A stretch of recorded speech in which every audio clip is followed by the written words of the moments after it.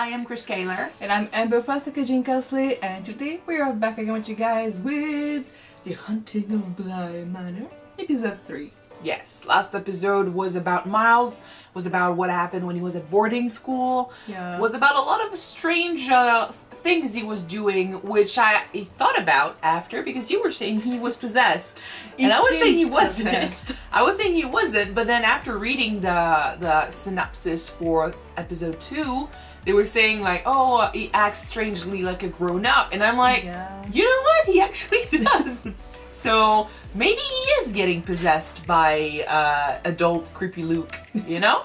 Another thing I learned in between episode 2 and 3 was that the people we saw, I don't know if it's a spoiler, but I mean, it's written in the actual synopsis of the episode, but the woman from the opening that we don't know about is Rebecca. Mm-hmm. So the previous au pair, and Luke was, creepy Luke, was the her lover. Yeah. The guy that slipped down, supposedly, after she killed herself. I don't know what's going on over there. Yeah, I think they found my keys. They found my keys. No, we're being haunted. So, I don't know. Like, I'm hoping we will learn more about them this episode, because they are on the thumbnail. Yeah, true. So, we'll try to see if we can connect some dots and see what happens. I still believe that even though Miles might be possessed by creepy Luke, he's still trying to somehow keep Danny, and I'm learning the names, by the way, keep Danny away from the ghosts. Mm-hmm. Like, I don't know, he's still trying to protect her. Maybe he's doing both. Being possessed and protecting her at the same time. Yeah. So, so, I mean, with that said, let's just jump in episode 3 and see if we can find more creepy ghosts. Alright. Let's go. The Two Faces. Yep. Part 1. And the next episode isn't called Part 2, so... Maybe towards the end. He's awake. He's awake.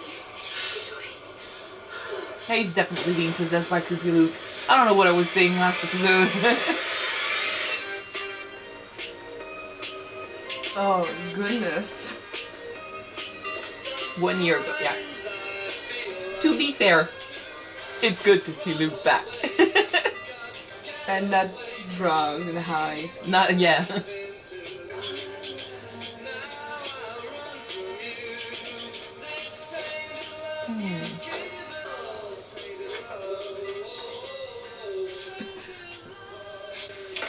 morning. He works for the uncle. Maybe that's how you met Rebecca. You're sure this is him? Oh, absolutely. I also saw him yesterday. Hannah says his name is Peter Quint. They know who he is. Oh, I remember Quint all right. Figured he'd be half a world away. They think he went missing or something, that he just left. No arguments. If he's possessing Miles, he's not alive anymore. Quint drained one of Mr. Wingway's bank accounts last year. Over £200,000. Hard to believe he'd come back to steal the silverware. Well, I did a sweep, and I didn't see anything. Suppose my lights scared him off, whomever he was. Lock your doors, lock your windows, and give us a call if you see him again. So, that's it? I'm not sure what else you'd like me to do. Anything, really. I did a sweep. Peter's a bit of a shit, but he's not dangerous. Yeah, reassuring. I'll call Mr. Wingrave as well. See if he can offer any other advice. He expected rather a lot from the place, if memory serves me correctly. There's somebody at the back. Yeah, is it a ghost? It looks like a soldier, yeah. I'll take another drive around the property. On my way out. Mum. Mom? Don't you know the story? Unless she's actually the mom and we just don't know, you know? That ghost we just saw was imposing as fuck. And I was thinking, like, lock your doors, lock your window. When you live in a house like this... Somebody's gonna find a way to get in. Let me guess. You want to be a very own Mary Poppins? Well, I'm not practically perfect, but I am perfectly splendid. Aww. The statue garden's my favourite. She stayed for a few months, so... And much more. And they're all perfectly Splendid. You don't know what monster you've just Miss created. Jessel found herself. Hannah must have left them burning. She's always lighting and forgetting. Wasn't it on the other side the other day? Place will burn down one of these days. I don't recall. Let's go. Yeah, like last time it was on the other side. What happened? What if he's the one who's been ringing here and hanging up? Who would he be trying to call? Maybe Becca. Why would he call the dead woman? He might not know she's dead. Or maybe he spent all the money or had second thoughts. Or maybe he misses her. And it moves. So That's the camera he shot. calls the house now and then, hoping she'll pick up, which she never does. So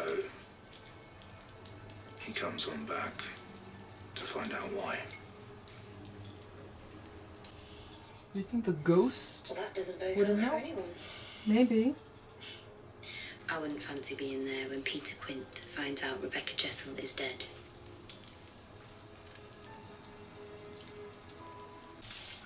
I'm here on an errand for Sir Henry, and I found these, and I thought flowers this beautiful deserve a beautiful home.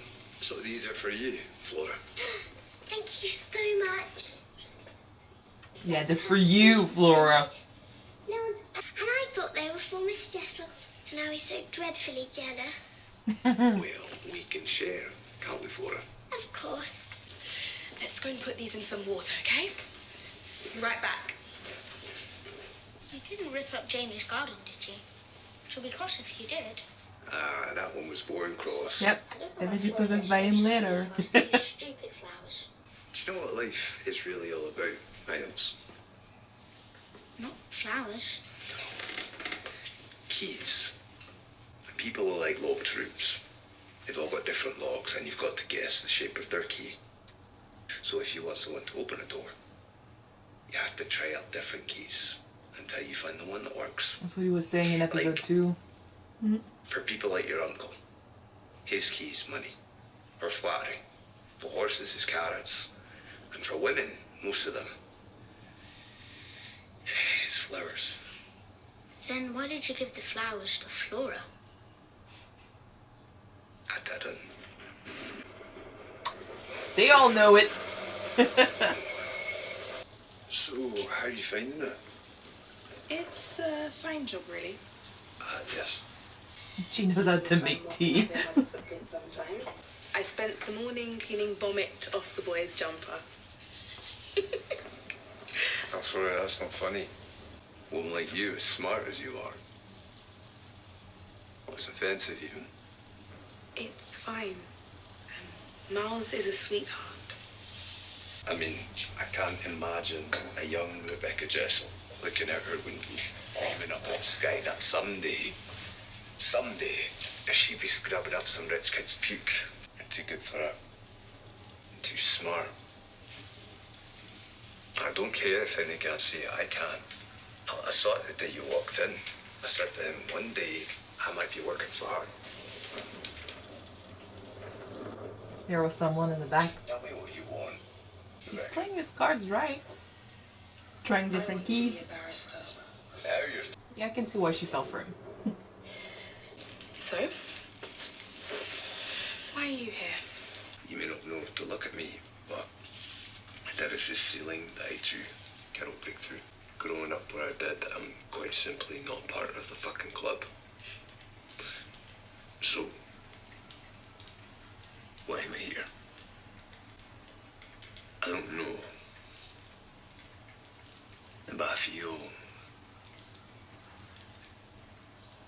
hopeful. And that doesn't happen often, not to me.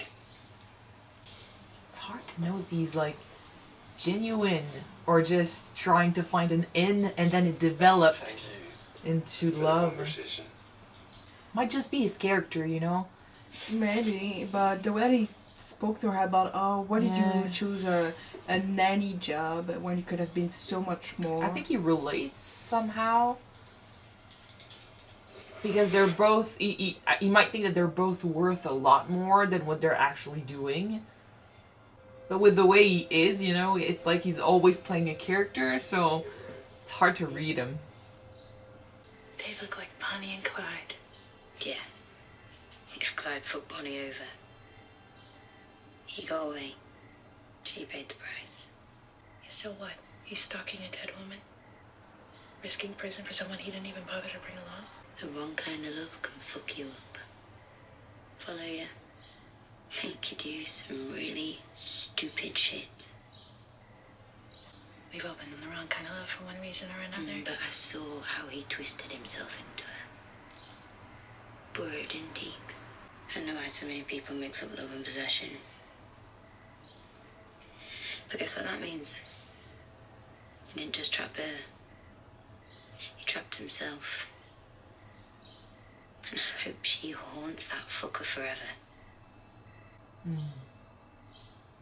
Yeah, so he finds someone nice and naive enough to manipulate and use to his People do, don't plan. they?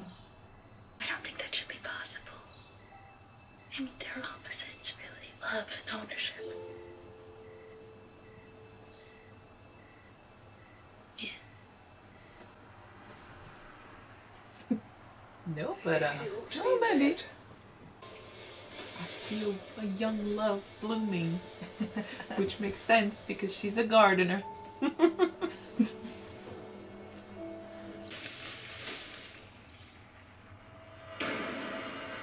Holy shit.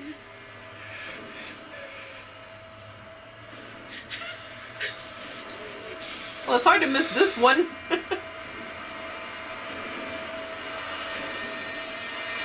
It does look like a car accident, right? Like this could be from the glass. Yeah. I want to know what happened. A bad end to a bad relationship. You've seen this, right? This belonged to my dad. It's a little piece of him. One of the only nice bits, really. Why don't you hold on to it for me? Yeah, give it a child, a lighter. Just don't burn the house down, please. Like, I'm mixed. Either I believed the gardener and he was a little shit, a manipulating shit. Or he truly cared and we just misread him, you know? For the short time that I saw him, I said it did look like a good prick. A good prick? Yeah. So, yeah, someone who would like to have money and flaunt it. Let's see like the flashbacks. Let's see what led to the actual suicide and maybe. Sorry, I shouldn't have. I couldn't sleep and.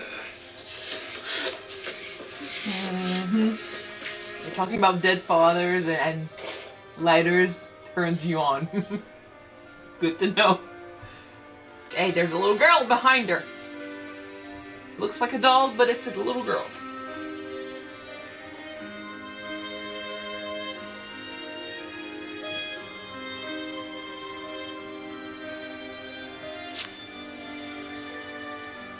She keeps lighting 4. And see, it's back there. Oh no, maybe not. Yes! Same crack again. The same freaking crack. Oh, good morning. It keeps switching sides. I think they're on both sides. I think did a quick sweep. But you know, I think Mr. McQueenie next door could look in on Mum today.